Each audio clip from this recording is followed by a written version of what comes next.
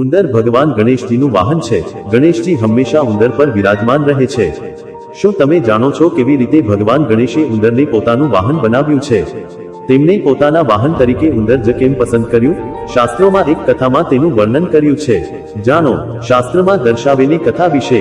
દ્વાપર યુગમાં મહર્ષિ પરાશર પોતાના આશ્રમમાં ધ્યાનમગ્ન હતા ત્યારે ત્યાં ખૂબ જ શક્તિશાળી મૂષક આવ્યું અને મહર્ષિ પરાશરના ધ્યાનમાં વિઘ્ન આવ્યું। તેમના આશ્રમમાં રાખેલા વસ્ત્ર, અનાજ અને ગ્રંથને કોતરી નાખ્યા। મહર્ષિએ તે મૂષકને રોકવાના ખૂબ જ પ્રયત્નો કર્યા પરંતુ તે પગમાં ન આવ્યું। તેણે આખા આશ્રમને અસ્તવ્યસ્ત કરી દીધું। જ્યારે તેઓ થાકી ગયા ત્યારે આ વિઘ્નથી બહાર નીકળવા માટે તેમણે વિઘ્નહર્તા ભગવાન ગણેશજી પાસેથી મદદ માંગી।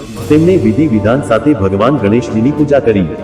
તેમની પૂજાથી ગણેશજી પ્રસન્ન થયા અને ઉપદ્રવી મૂષકને પકડવા માટે પોતાનું પાશ ફેંક્યું।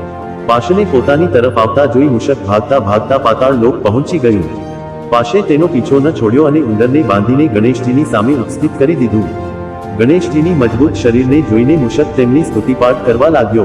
ગણેશજી મૂષકની સ્તુતિપાઠથી ખુશ થયા અને કહ્યું, તે મહર્ષિ પરાશરના આશ્રમમાં એટલી ઉથલપુથલ કેમ મચાવી અને આટલું જ નહીં તેમનું ધ્યાન પણ ભંગ કર્યું? મૂષક ચૂપચાપ ઊભો રહ્યો। ગણેશજીએ આગળ કહ્યું, હવે તું મારી શરણે છે એટલા માટે જે જોઈએ તે મારી પાસે માંગી લે।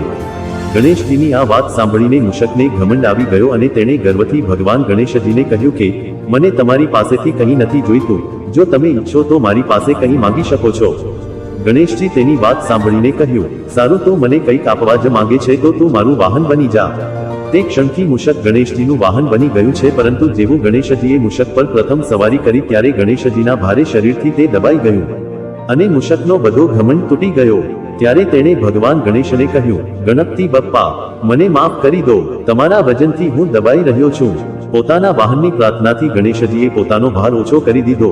આ ઘટના બાદથી જ મૂષક ભગવાન ગણેશનું વાહન બનીને તેમની સેવા કરી રહ્યું છે।